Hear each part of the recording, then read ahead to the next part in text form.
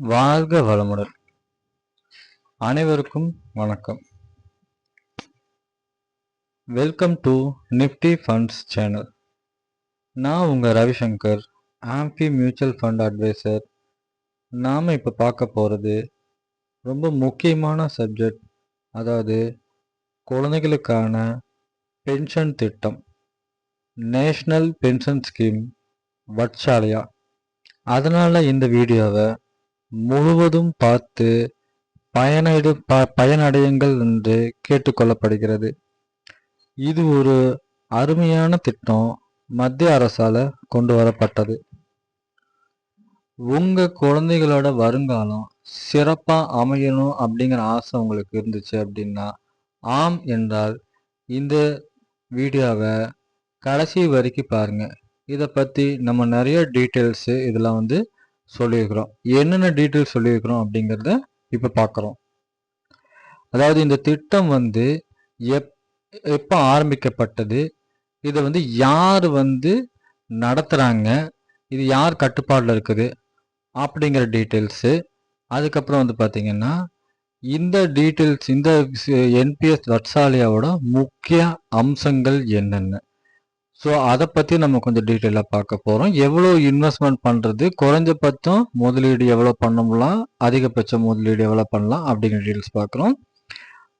மேலும் இந்த திட்டத்தில் நம்ம அக்கௌண்ட் ஓப்பன் பண்ணுறதுக்கு தேவையான ஆவணங்கள் என்னென்ன டாக்குமெண்ட்ஸ் தேவைப்படுது, குழந்தைகளோட டாக்குமெண்ட்ஸ் என்னென்ன வேணும், பெற்றோர்களோட டாக்குமெண்ட்ஸ் என்னென்ன வேணும் அப்படிங்கிறது இதில் நம்ம சொல்லியிருக்கிறோம். அதுக்கப்புறம் பார்த்தீங்கன்னா இந்த என்பிஎஸ் வட்சாலியால இந்த ஸ்கீம்ல இந்த பென்ஷன் ஸ்கீம்ல பார்த்தீங்கன்னா நம்ம பகுதியான ஒரு குறிப்பிட்ட அமௌண்ட் வித்ட்ரா பண்றது, அதாவது பார்ஷியல் வித்ட்ரா, பகுதியான நீக்கம், அல்லது முழுசா நம்ம எடுக்கிறதுக்கு என்னென்ன ப்ரொசீஜர் இருக்குது அப்படிங்கிறத நம்ம இந்த டீட்டெயில்ஸ் பார்க்க போறோம். அதுக்கடுத்து பார்த்தீங்கன்னா இதுல பார்த்தீங்கன்னா என்னென்ன இன்வெஸ்ட்மெண்ட் மாடல்ஸ் இருக்குது, அதாவது முதலீடு எப்படி அவங்க பண்றாங்க, என்னென்ன மாடல்ஸ் இருக்குது அப்படிங்கிற 3 மாடல்ஸ், முக்கியமான மாடல்ஸ் இருக்குது. Aggressive model, moderate model, conservative model அப்படிங்கிறது. அந்த அந்த ஒவ்வொரு மாடல்ல அவங்க ஒவ்வொரு மாடல்ல எவ்வளோ உங்களோட பணத்தை எதுல இன்வெஸ்ட்மெண்ட் பண்ணுவாங்க அப்படிங்கறத இதோட மாடலோட உங்களுக்கு டீட்டெயிலாக சொல்லியிருக்கிறோம். அதில் பார்த்தீங்கன்னா ஒரு மாடல் பார்த்தீங்கன்னா ஈக்விட்டியில், அதாவது ஷேர் மார்க்கெட்டில் எவ்வளவு, அரசு பத்திரங்கள் கவர்மெண்ட் செக்யூரிட்டிஸில் எவ்வளவு, கார்பரேட் பாண்ட்ஸில் எவ்வளோ இன்வெஸ்ட்மெண்ட் பண்ணுறதுங்கிற பர்சன்டேஜ் பார்த்தீங்கன்னா ஒரு மாடலுக்கு வித்தியாசப்படும். அதோட டீட்டெயில்ஸ் நம்ம கொடுத்துருக்குறோம். வீடியோ ஃபுல்லும் பாருங்க, அந்த மாடல்ஸ் பற்றின டீட்டெயில்ஸ் எல்லாம் நம்ம சொல்லியிருக்கிறோம். அதுக்கப்புறம் பார்த்தீங்கன்னா வருஷத்துக்கு ஒரு குழந்தை பேர்ல நம்ம 10,000 ரூபாய் நம்ம முதலீடு பண்றோம். 18 வயசு வரும்போது அந்த குழந்தையோட அக்கௌண்ட்ல பென்ஷன் அக்கௌண்ட்ல என்ன அமௌண்ட் இருக்கும், அதே குழந்தை பாத்தீங்கன்னா 60 வயசு அடையும் பொழுது அந்த குழந்தையோட அக்கௌண்ட்ல எவ்வளவு பணம் இருக்கும் அப்படிங்கிறது ஒரு எடுத்துக்காட்டுக்காக ஒரு கணக்கு நம்ம போட்டிருப்போம். உங்களோட புரிதலுக்கோசரம் தான் அந்த டீட்டெயில்ஸும் இதுல இருக்குது. ஃபுல்லா பாருங்க. ஃபுல்லா பாத்தீங்கன்னா தான் அந்த டீட்டெயில்ஸ் பத்தி எல்லாம் தெரியும். மேலும் இந்த திட்டத்துல நம்ம குழந்தை பேர்ல இந்த திட்டம் ஆரம்பிக்கிறதுனால என்னென்ன பயன்கள் அப்படிங்கறது நம்ம சொல்லியிருக்கிறோம். அப்புறம் இந்த திட்டம் அக்கௌண்ட் ஓப்பனிங் எப்படி பண்றது அப்படிங்கிற லிங்க்கும் நம்ம பாத்தீங்கன்னா கீழே டிஸ்கிரிப்ஷன்ல கொடுத்துருக்குறோம். ஸோ அது மூலியமா போய்க்கலாம். அப்போ ஒரு ஃபார்ம் நம்ம பாத்தீங்கன்னா கூகுள் ஃபார்ம் கொடுத்துருப்போம். நீங்க அதுலயும் என்னை கான்டாக்ட் பண்ணி எப்படி அந்த அக்கௌண்ட் ஓபன் பண்றது, இல்ல வேற இது சம்பந்தமான சில உங்க சந்தேகங்கள் நீங்க அதுல கேட்டுக்கலாம். நான் உங்களுக்கு ரிப்ளை பண்ணுவேன். ஸோ இந்த டீட்டெயில்ஸ் எல்லாம் நம்ம கொடுத்துருக்குறோம். அதனால இந்த வீடியோ கடைசி வரைக்கும் பாருங்க. அப்போதான் இந்த டீட்டெயில்ஸ் பத்தி ஒரு முழுமையான புரிதல் ஏற்படும். இந்த வீடியோ உங்களுக்கு பிடிச்சிருந்தா சப்ஸ்கிரைப் பண்ணுங்க, லைக் பண்ணுங்க, மற்றும் இந்த வீடியோவோட லிங்க், யூடியூப் லிங்கை பார்த்தீங்கன்னா உங்களோட தெரிஞ்ச மற்ற பெற்றோர்கள், அதாவது குழந்தைகளின் பெற்றோர்களுக்கு ஃபார்வர்ட் பண்ணி விடுங்க. இது பார்த்தீங்கன்னா ஒரு என்ன சொல்றது அவேர்னஸ் ப்ரோக்ராம் மாதிரி தான். இந்த திட்டம் வந்து நிறைய பேர்த்துக்கு வந்து இதோட டீட்டெயில்ஸ் வந்து தெரியல அப்படிங்கிறனால தான் நம்ம வந்து போட்டிருக்கிறோம். அதனால வந்து நிறைய பேர்த்துக்கு வந்து ஃபார்வர்ட் பண்ணுங்க. நிறைய குழந்தைகள் இந்த திட்டத்துல வந்து இணைஞ்சு பயனடையணும் அப்படிங்கிறது தான் நம்மளோட குறிக்கோள். அதனால வந்து இந்த வீடியோ வந்து முழுசா பாருங்க. இது வந்து நிறைய பேருக்கு வந்து ஃபார்வர்ட் பண்ணுங்க. மேலும் எல்லா குழந்தைகளோட வருங்காலம் சிறப்பா அமையறதுக்கு நீங்க வந்து உதவணும் அப்படின்னு கேட்டுக்கிறோம். நம்ம வந்து வீடியோக்குள்ள இப்போ போறோம். சிறியவர்களுக்கான தேசிய ஓய்வூதிய திட்டம் என்பிஎஸ் நேஷனல் பென்ஷன் ஸ்கீம் வட்சாலயா அறிமுகம். 2024 பட்ஜெட்டில் அறிவிப்பு. இந்த திட்டம் மதிப்பிற்குரிய நிதியமைச்சர் மூலம் 2024 பட்ஜெட்டில் அறிவிக்கப்பட்டது. முதலீட்டு ஓய்வூதிய திட்டம். இது பங்கேற்கும் ஓய்வூதிய திட்டமாகும். Pension fund regulatory and development authority PFRDA மூலம் ஒழுங்குபடுத்தப்பட்ட மற்றும் நிர்வகிக்கப்படும். சேவைகள் மேம்படுத்துதல். இந்த திட்டத்தின் நோக்கம் குழந்தைகளின் வருங்கால மேம்பாட்டை குறித்து பேசுகிறது. மேலும் ஓய்வூதிய சமூகம் உருவாவதற்கு இது குறிக்கோளாக உள்ளது.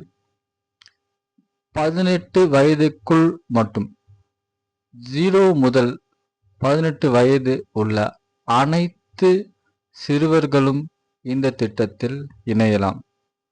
குறைந்தபட்ச முதலீட்டு கணக்கு திறக்க கையாள வேண்டிய குறைந்தபட்ச தொகை 1000 மட்டுமே. இந்த திட்டம் குழந்தைகளின் எதிர்காலத்திற்கான நிதியியல் பாதுகாப்பினை உருவாக்குவதில் உதவும் பெற்றோர்களுக்கு ஒரு சிறந்த வாய்ப்பாக அமைகிறது. என்பிஎஸ் வட்சாலயா முக்கிய அம்சங்கள். சிறுவர்கள் மட்டும் நலன் காண்பவராக இருக்க வேண்டும். இது வந்து பாத்தீங்கன்னா வந்து சின்ன குழந்தைகளுக்கு, அதாவது 18 வயசுக்குள்ள இருக்கிறவங்களுக்கு மட்டும்தான் வந்து இதுல இந்த அக்கௌண்ட் மூலியமா வந்து பெனிஃபிட் கிடைக்கும். அடுத்தது வந்து பெற்றோர்கள் அல்லது கார்டியன்ஸ் குழந்தைகளின் பெயரில் கணக்கு திறக்கவும் முதலீடு செய்யவும் முடியும். இதுக்கு அக்கௌண்ட் யார் ஓபன் பண்றது அப்படின்னு கேட்டீங்கன்னா குழந்தைங்க பேர்ல தான் இருக்கும். ஆனா அது வந்து ஓபன் அது யார் பண்ணணும் அப்படின்னா வந்து ஒன்னா பேரண்ட்ஸ் இல்லைன்னா லீகல் கார்டியன்ஸ் சொல்லுவாங்க. அவங்க தான் வந்து இந்த கணக்கை வந்து குழந்தைங்க பேர்ல வந்து ஓபன் பண்ணிட்டு அக்கௌண்ட் ஓபன் பண்றதும் அவங்க மூலியமா தான் வந்து அந்த குழந்தைகளோட அக்கௌண்ட்டுக்கு வந்து முதலீடு வந்து பண்ண முடியும். வேற யாரும் பண்ண முடியாது. 18 வயது முடிந்த பிறகு சாதாரண என்பிஎஸ் கணக்கிற்கு எளிதில் மாற்ற முடியும். இது என்னன்னு கேட்டீங்கன்னா 18 வயசு வரைக்கும் வந்து வட்சாலயா என்பிஎஸ் வட்சாலயா அப்படிங்கிற ஒரு ஸ்கீம்ல இருக்கும். 18 வயசு என்னைக்கு வந்து இதாகுதோ அதுக்கப்புறம் வந்து நம்ம வந்து நார்மல் நேஷனல் பென்ஷன் ஸ்கீம் அதுக்கு வந்து சேஞ்ச் பண்ணிக்க முடியும். அப்ப அதுல வந்து என்ன வந்து நம்ம ரூல்ஸ் அண்ட் ரெகுலேஷன் ஃபாலோ பண்ண வேண்டியது இருக்குமோ அது ஆட்டோமேட்டிக்கா வந்து அந்த இதுக்கு வந்து அப்ளை ஆகும். அதுக்கடுத்து நிதி மேலாளரை மற்றும் சொத்து பகிர்வை தேர்ந்தெடுக்கலாம். அதாவது இதுல வந்து பாத்தீங்கன்னா ஒரு இன்வெஸ்ட்மெண்ட்ஸ் மாடல்ஸ் இருக்குது. ஒரு 3 மாடல்ஸ் இருக்குது. அந்த 3 மாடல்ஸை வந்து நம்மளே வந்து தேர்ந்தெடுத்துக்கலாம். இல்லை அப்படின்னா ஆட்டோமேட்டிக்கா வந்து அது டிஃபால்ட்டா ஒரு மாடல் வந்து அவங்களே வந்து செலக்ட் பண்ணி அதுல வந்து இன்வெஸ்ட்மெண்ட் பண்ணுவாங்க. அது வந்து அந்த எது நம்ம சேஞ்ச் பண்றதுனாலும் பண்ணிக்கலாம். இல்ல டிஃபால்ட்டா வந்து இன்வெஸ்ட்மெண்ட் போற மாதிரி நம்ம ஓடுறதானாலும் வந்து விட்டுக்கலாம். அதை பத்தி நம்ம டீட்டெயிலா வந்து நம்ம கொஞ்சம் பார்க்கலாம், அப்புறமா பார்க்கலாம். அதிகபட்ச முதலீடு வரம்பு இல்லாதது. அதாவது இதுக்கு வந்து பாத்தீங்கன்னா அதிகபட்சமா எந்த ஒரு கட்டுப்பாடும் கிடையாது. எவ்வளவு வேணா நம்ம வந்து இன்வெஸ்ட்மெண்ட் பண்ணிக்கலாம். ஸோ அதுக்கு வந்து எந்த ஒரு இவ்வளோதான் இன்வெஸ்ட்மெண்ட் பண்ணணும் அப்படிங்கிறதுலாம் கிடையாது. மினிமம் வந்து பாத்தீங்கன்னா 1000 ரூபாய் வச்சு ஓப்பன் பண்ணலாம் அக்கௌண்ட் ஓப்பனிங்க்கு. அதுக்கப்புறம் வந்து இன்னும் எவ்வளவு வேணும் அதுக்கப்புறம் வந்து இன்வெஸ்ட்மெண்ட் பண்ணிக்கலாம். இந்த அம்சங்கள் என்பிஎஸ் வட்சாலயா திட்டத்தின் சிறந்ததாக மாற்றுகிறது. குழந்தைகளின் நிதியியல் எதிர்காலத்தை பாதுகாக்க உதவுகிறது. அதாவது அவங்களோட ஃபியூச்சரை வந்து நம்ம வந்து பிளான் பண்றதுக்கு இந்த ஸ்கீம் வந்து ரொம்ப யூஸ்ஃபுல்லா இருக்கும். ஸோ என்பிஎஸ் வட்சாலயாக்கு அக்கௌண்ட் ஓபன் பண்றதுக்கு தேவையான ஆவணங்கள் என்னென்ன டாக்குமெண்ட் வந்து நம்ம தேவை அப்படின்னு பார்க்கிறோம். சிறுவரின் பிறந்த தேதி சான்று, பிறப்பு சான்று, பள்ளி வெளியேறி சான்று, அதாவது டிரான்ஸ்ஃபர் சர்டிபிகேட், மெட்ரிகுலேஷன் சான்று, பேன் மற்றும் பாஸ்போர்ட், இந்த மாதிரி வந்து ஏதோ ஒரு ப்ரூஃப் வந்து அவங்க எந்த குழந்தைக்கு பேர்ல நம்ம வந்து அக்கௌண்ட் ஓப்பன் பண்றோமோ அவங்களோடது இதுல ஏதோ ஒண்ணு கண்டிப்பா வந்து நமக்கு தேவை. அதுக்கடுத்து வந்து பாத்தீங்கன்னா பெற்றோர்கள் அல்லது கார்டியன்ஸ் அவங்களோட கேவிசி, அவங்களோட அடையாளம் மற்றும் முகவரிக்கான சான்று கொடுக்கணும். அது வந்து என்னவா இருக்கும் அப்படின்னு பாத்தீங்கன்னா ஆதார், அப்புறம் வந்து வாகன உரிமம், அதாவது licence, driving licence, passport, voter ID வாக்காளர் அடையாள அட்டை, NREGA வேலை அட்டை மற்றும் தேசிய மக்கள் பதிவேடு. இதுல ஏதோ ஒரு டாக்குமெண்ட் வந்து ஏதோ ஒன்று வந்து அவங்க வந்து அடையாளம், அதாவது ஐடி ப்ரூஃபாகவும் அட்ரஸ் ப்ரூஃபாகவும் வந்து நம்ம வந்து கொடுக்க வேண்டியது வரும்.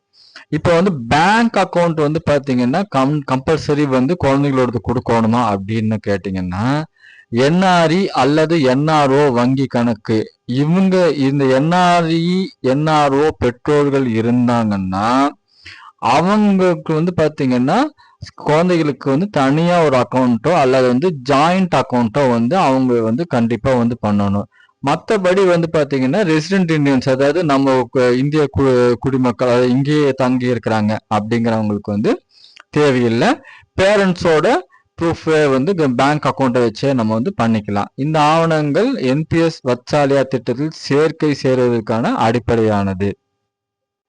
NPS வத்சாலியா தொடர்ச்சி மற்றும் பகுதியான நீக்கம்.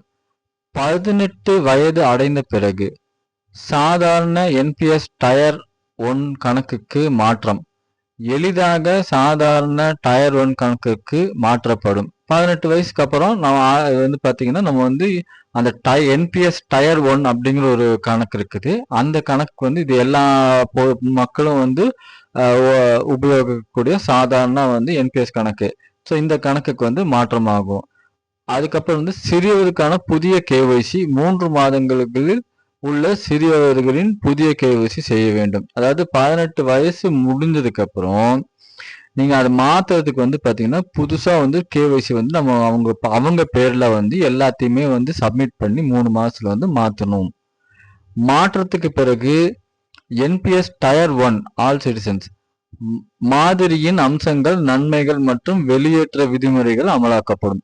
ஸோ இந்த NPS டயர் 1 அக்கௌண்ட்டுக்கு வந்து உங்களோட அந்த பென்ஷன் ஸ்கீம், அந்த குழந்தைகளோட பென்ஷன் ஸ்கீம் வந்து நார்மல் பென்ஷன் ஸ்கீமா மாறினதுக்கு அப்புறம் அந்த நார்மல் பென்ஷன் ஸ்கீம்ல இருக்கிற என்னென்ன அட்வான்டேஜஸ், டாக்ஸ் பெனிஃபிட்டு, அப்புறம் வந்து பாத்தீங்கன்னா வேற என்ன நன்மைகள் இருக்குது, அப்புறம் அதுல வந்து என்ன அதுல வந்து வெளியேற்றத்துக்கான விதிமுறைகள்னா வந்து நம்ம அதுல வந்து பார்ஷியல் வித்ட்ரா பண்றது, அதாவது கொஞ்சம் பணத்தை வந்து நம்ம வித்ட்ரா பண்றது, ஃபுல்லா வித்ட்ரா பண்றது, எந்த வயசுல வந்து இந்த ரிட்டையர்மெண்ட் ஆகுறது அப்படிங்கிறது, அதுல வந்து பாத்தீங்கன்னா அந்த நார்மல் NPSல வந்து சில சட்டத்திட்டங்கள் எல்லாம் இருக்குது, சில சலுகைகள்லாம் இருக்குது.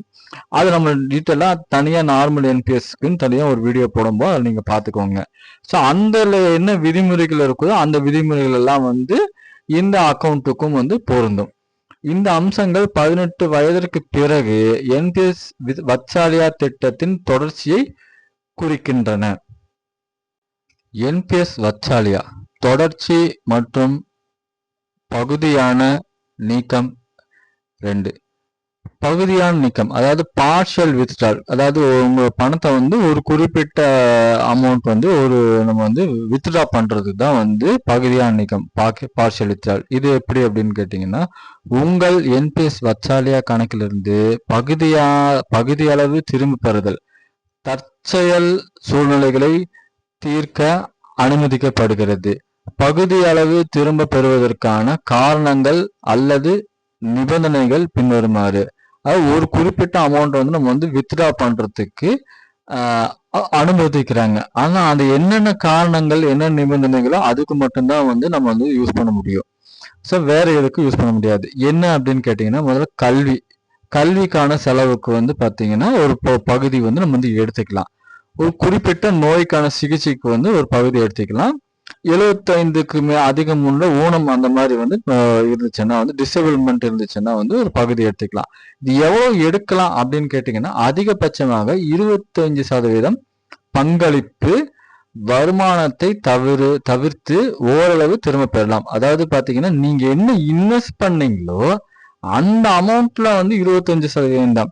அது வந்து பாத்தீங்கன்னா எவ்வளவு வந்து கார்பஸ் வந்து நமக்கு வந்து டெவலப் ஆயிருக்குதோ அதுல இருந்து கிடையாது. ஸோ நம்ம என்ன இன்வெஸ்ட்மெண்ட் பண்ணிருக்கிறீங்களா நீங்க அதுல இருந்து அதிகபட்சம் 25% வந்து எடுத்துக்கலாம். அது இந்த காரணங்களுக்கு மட்டும்தான், வேற எந்த காரணங்களுக்கும் எடுக்க முடியாது. அதுவும் பாத்தீங்கன்னா கணக்கு தொடங்கிய நாளிலிருந்து குறைந்தபட்சம் 3 ஆண்டுகளுக்கு பிறகு இந்த வசதி அறிவிப்பு அடிப்படையில் கிடைக்கும். அது கணக்கு என்னைக்கு ஓபன் பண்றோமோ பென்ஷன் ஸ்கீம் அக்கௌண்ட் ஓபன் பண்றதுல இருந்து 3 வருஷத்துக்கு எடுக்கவே முடியாது. அதுக்கப்புறம் தான் வந்து இந்த சலுகை வந்து நமக்கு வந்து கிடைக்கும். இதை வந்து நம்ம வந்து சொல்லி இந்த காரணத்தை சொல்லி இந்த நிபந்தனைகள் சொல்லித்தான் வந்து எடுக்க முடியும். அது அதிகபட்சம் வந்து நீங்க இன்வெஸ்ட்மெண்ட் பண்ணுன என்ன தொகை இன்வெஸ்ட்மெண்ட் பண்ணிருக்கிறீங்களோ அதுல இருந்து 25% தான் அதிகபட்சமா எடுக்க முடியும். சந்தாதாரர் 18 வயதை அடையும் வரை பகுதி அளவு திரும்ப பெறுதல் அதிகபட்சம் 3 முறை செய்யப்படலாம். ஸோ 18 வயசு வரைக்கும் வந்து பார்த்தீங்கன்னா அதிகபட்சமா வந்து 3 வாட்டி எடுத்துக்கலாம். அதுக்கு மேல வந்து எடுக்க முடியாது. PFRDA மூலம் குறிப்பிட்ட காரணங்கள். இந்த அம்சங்கள் என்பிஎஸ் வத்சாலயா திட்டத்தில் பகுதி அளவு திரும்ப பெறுதல் முறைகளை குறிக்கின்றன. என்பிஎஸ் வத்சாலயா வெளியேறல். 18 வயது அடைந்தவுடன் வெளியேறுதல். திரட்டப்பட்ட கார்பஸ் 2.5 லட்சத்திற்கு சமமாகவோ அல்லது அதிகமாகவோ இருக்கும் பட்சத்தில் குறைந்தபட்சம் 80% இருப்பு தொகையை ஓய்வூதியம் வாங்குவதற்கு மீதமுள்ள இருப்பு தொகையை மொத்தமாக திரும்ப பெறுதல். அதாவது என்னன்னு கேட்டீங்கன்னா 18 வயசு வந்ததுக்கு அப்புறம் அந்த உங்களோட கார்பஸ், அதாவது இது எப்படின்னு கேட்டீங்கன்னா நீங்க ஒரு முதலீடு பண்ணிருப்பீங்க, அது வந்து க்ரோ ஆயிருக்கும் உங்களுக்கு 18 வருஷத்துல வந்து அந்த அமௌண்ட் மொத்த அமௌண்ட் வந்து பாத்தீங்கன்னா அதுக்கு பேர் தான் வந்து கார்பஸ். அந்த மொத்த அமௌண்ட் வந்து 2 லட்சத்திற்கு சமமாகவோ அல்லது அதுக்கு அதிகமாகவோ இருக்குது அப்படின்னா அதுல இருந்து பாத்தீங்கன்னா 80% உங்க அமௌண்ட் எவ்வளவு இருக்குதோ அதுல இருந்து அது 2 லட்சத்துக்கு மேல எவ்வளவு இருந்தாலும் அதுல இருந்து 80% வந்து பென்ஷன் ஸ்கீமுக்கு போயிடும். மீதி இருக்கிற 20% நீங்க வந்து திரும்ப எடுத்துக்கலாம். ஸோ இதுதான் வந்து பாத்தீங்கன்னா இந்த ஒரு கண்டிஷன் நம்பர் 1. அதுக்கு அடுத்து பாத்தீங்கன்னா திரட்டப்பட்ட கார்பஸ் 2 லட்சத்திற்கும் குறைவானது இருக்கும் பட்சத்தில் மொத்த இருப்பை மொத்தமாக திரும்ப பெறுவதற்காக விருப்பம். அதாவது இது வந்து பாத்தீங்கன்னா 2 லட்சத்துக்கு கீழே நீங்க மொத்தமாவே வந்து பாத்தீங்கன்னா உங்களோட அந்த நீங்க இன்வெஸ்ட்மெண்ட் பண்ணது அப்புறம் அது வந்து க்ரோவ் ஆனது எல்லாமே சேர்த்து 2 லட்சத்துக்கு குறைவாக இருக்கும் பட்சத்தில் நீங்க வந்து முழு அமௌண்ட்டையும் வந்து திரும்ப எடுத்துக்கலாம். ஸோ டோட்டலாவே வந்து பாத்தீங்கன்னா இதுல இருந்து வெளியில வந்துடலாம். அதுக்கப்புறம் வந்து பாத்தீங்கன்னா சில தவிர்க்க முடியாம மரணம் காரணங்களாக வந்து பாத்தீங்கன்னா இந்த அக்கௌண்ட் வந்து ஃபுல்லா வந்து க்ளோஸ் ஆகிறதுக்கு வாய்ப்பு இருக்குது. அது நீங்க படிச்சு தெரிஞ்சுக்கோங்க. இந்த செக்ஷன் பாத்தீங்கன்னா ரொம்ப ரொம்ப ரொம்ப முக்கியமான செக்ஷன். இதுதான் வந்து நம்ம அந்த முதலீட்டு மாடல்ஸ் பத்தி நம்ம வந்து முதல்ல சொல்லியிருந்தோம் இல்லைங்களா, அதை பத்தி டீட்டெயிலான மாடல்ஸ் இதெல்லாமே வந்து என்ன 3 விதமான மாடல்ஸ் இருக்குது. ஒன்று வந்து பாத்தீங்கன்னா aggressive model, moderate model, conservative model அப்படின்ட்டு ஒரு 3 மாடல்ல வந்து இன்வெஸ்ட்மெண்ட் பண்றாங்க. அக்ரெசிவ் மாடல் அப்படின்னு பாத்தீங்கன்னா 75% வந்து பாத்தீங்கன்னா ஈக்விட்டி, அதாவது ஷேர் மார்க்கெட்ல இன்வெஸ்ட்மெண்ட் பண்ணுவாங்க. மீதி இருக்கிற 15% வந்து பாத்தீங்கன்னா கவர்மெண்ட் அரசு பத்திரங்கள் சொல்லுவோம் இல்லைங்களா, கவர்மெண்ட் செக்யூரிட்டிஸ்ல வந்து நம்ம இன்வெஸ்ட்மெண்ட் பண்ணுவாங்க. மீதி இருக்கிற 10% பாத்தீங்கன்னா கார்பரேட் பாண்ட், அதாவது கம்பெனிகளோட பத்திரங்கள்ல வந்து இன்வெஸ்ட்மெண்ட் பண்ணுவாங்க. இது வந்து அக்ரெசிவ் மாடல் அப்படிங்கிற மாடல். இதுல வந்து பாத்தீங்கன்னா வந்து உங்களுக்கு ரிஸ்க் ஜாஸ்தி, குரோத்தும் ஜாஸ்தி வரும், உங்களுக்கு வளர்ச்சியும் வந்து பாத்தீங்கன்னா ஜாஸ்தி வரும். அதுக்கு அடுத்து வந்து பாத்தீங்கன்னா மாடரேட் மாடல். இந்த மாடரேட் மாடல் வந்து பாத்தீங்கன்னா 50% வந்து ஷேர் மார்க்கெட்ல ஈக்விட்டியில வந்து இன்வெஸ்ட்மெண்ட் பண்ணுவாங்க. மீதி இருக்கிற 20% வந்து பாத்தீங்கன்னா கவர்மெண்ட் செக்யூரிட்டிஸ் அரசு பத்திரங்களில் இன்வெஸ்ட்மெண்ட் பண்ணுவாங்க. அப்புறம் வந்து 30% வந்து பாத்தீங்கன்னா கார்பரேட் பாண்ட்ஸ், அதாவது இதர பத்திரங்கள் மற்ற கம்பெனி சம்பந்தப்பட்ட பத்திரங்கள் வந்து கடன் பத்திரங்கள்ல வந்து இன்வெஸ்ட்மெண்ட் பண்ணுவாங்க. இப்படி பாத்தீங்கன்னா இது வந்து மாடரேட் மாடல். அடுத்து வந்து கன்சர்வேட்டிவ் மாடல் அப்படின்னு சொல்லி போட்டு ஒரு மாடல் இருக்குது. இதுல வந்து பாத்தீங்கன்னா உங்களோட பணம் மொத்த பணத்துல வந்து பாத்தீங்கன்னா 25% மட்டும்தான் ஷேர் மார்க்கெட்ல இன்வெஸ்ட்மெண்ட் பண்ணுவாங்க. அதாவது ஈக்விட்டி மார்க்கெட்ல 45% வந்து பாத்தீங்கன்னா கார்பரேட் பாண்ட்ல இன்வெஸ்ட்மெண்ட் பண்ணுவாங்க. 30% வந்து பாத்தீங்கன்னா கவர்மெண்ட் செக்யூரிட்டிஸ் அரசு பத்திரங்கள்ல வந்து இன்வெஸ்ட்மெண்ட் பண்ணுவாங்க. ஸோ இதுல வந்து எந்த மாடல்ல வந்து நம்ம வந்து நம்மளே வந்து செலக்ட் பண்ணிக்கலாம்.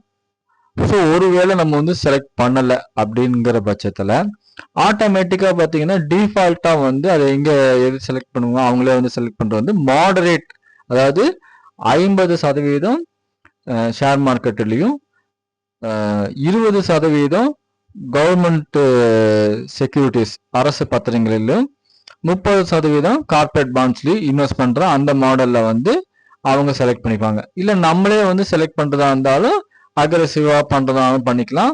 மாடரேட்டு கன்சர்வேட்டிவ் என்ன மாடல் நம்ம பண்றோமோ அதுக்கான வளர்ச்சியும் ரிஸ்க்கும் இருக்கும். ஸோ அதை நம்ம வந்து செலக்ட் பண்ணிக்கலாம். நம்ம செலக்ட் பண்ணாத பட்சத்தில் டிஃபால்ட்டா மாடரேட்டா அதுவே வந்து செலக்ட் ஆகிக்கும். இந்த செக்ஷன் வந்து பாத்தீங்கன்னா ரொம்ப ரொம்ப முக்கியமான செக்ஷன். இது வந்து பாத்தீங்கன்னா ஒரு இல்லுஸ்ட்ரேஷன், அதாவது ஒரு எடுத்துக்காட்டு.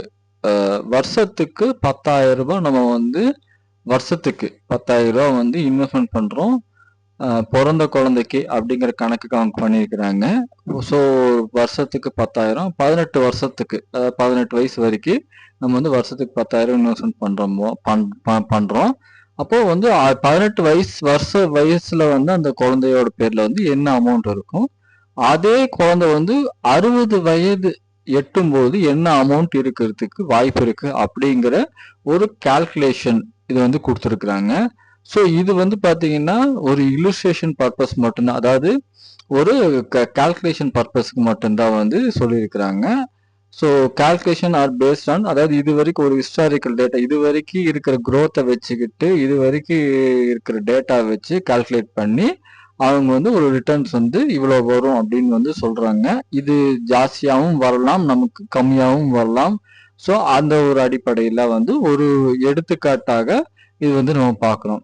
ஸோ இந்த ஹிஸ்டாலஜி இது வந்து பார்த்தீங்கன்னா வந்து உங்களுக்கு வந்து இந்த historical average return since inception under NPS with default weight, அதாவது 50% ஈக்விட்டி 50% ஷேர் மார்க்கெட்ல, 30% கார்பரேட் பாண்ட்லயும், 20% கவர்மெண்ட் செக்யூரிட்டிஸ்லயும் வந்து போட்டா எவ்வளவு வருது அப்படின்னு பாத்தீங்கன்னா 11.59% வருஷத்துக்கு ரிட்டர்ன்ஸ் கொடுத்துருக்குது. இது வந்து காம்பவுண்ட் ஆனுவல் growth ரிட்டர்ன் அப்படின்னு சொல்லுவாங்க, CARG அப்படின்ட்டு சொல்லுவாங்க. அந்த அடிப்படையில் வந்து கொடுத்துருக்குறாங்க. ஸோ இவங்க வந்து பாத்தீங்கன்னா 75%னா எவ்வளவு அப்படின்ட்டு ஒரு கணக்கு பண்ணிக்கிறாங்க. 75% அந்த நம்ம அக்ரெசிவ் பிளானுக்கு போனோம் அப்படின்னு கேட்டீங்கன்னா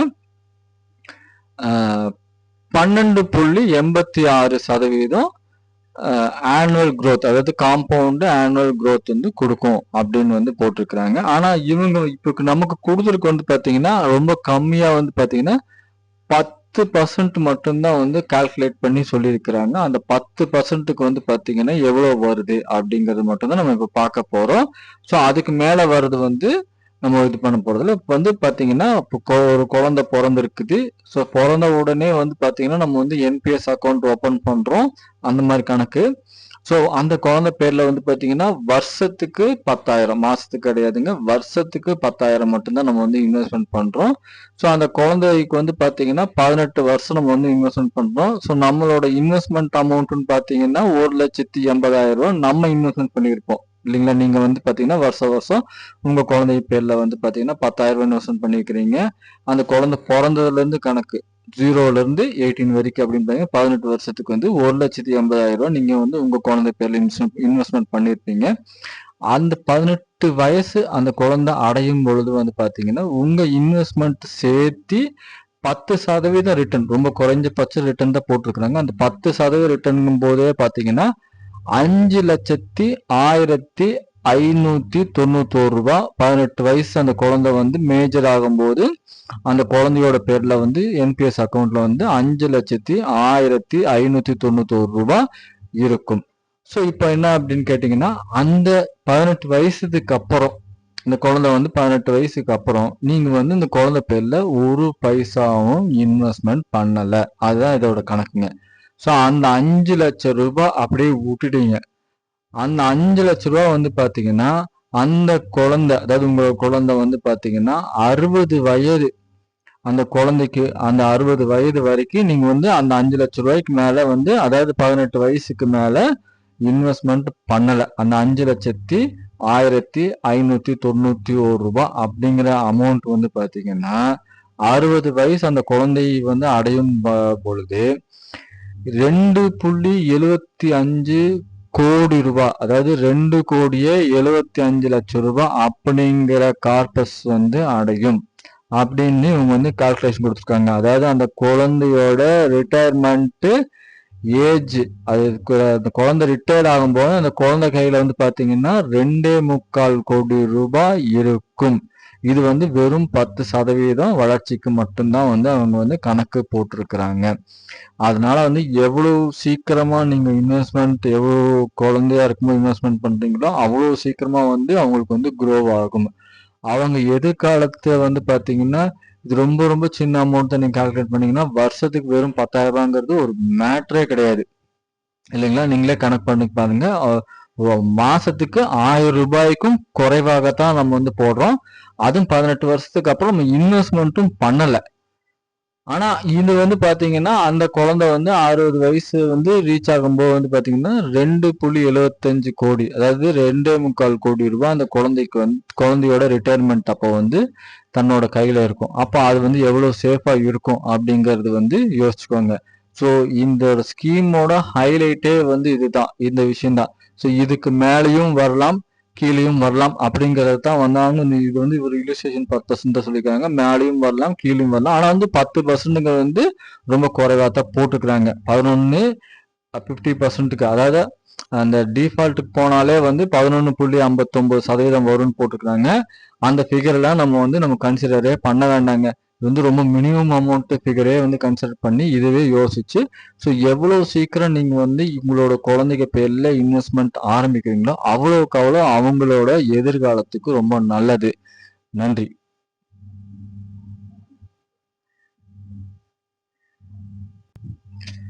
என்பிஎஸ் வட்சாலியாவை ஏன் தேர்வு செய்ய வேண்டும்? ஏன் நம்ம வந்து இது வந்து செலக்ட் பண்ணணும் அப்படின்னு பார்த்தீங்கன்னா, நீண்ட கால நிதி பாதுகாப்பு. ரொம்ப வருஷத்துக்கு நமக்கு வந்து பார்த்தீங்கன்னா, உங்களோட அந்த குழந்தைகளுக்கு வந்து ஃபினான்ஷியல் ஃப்ரீடம் இருக்கும்.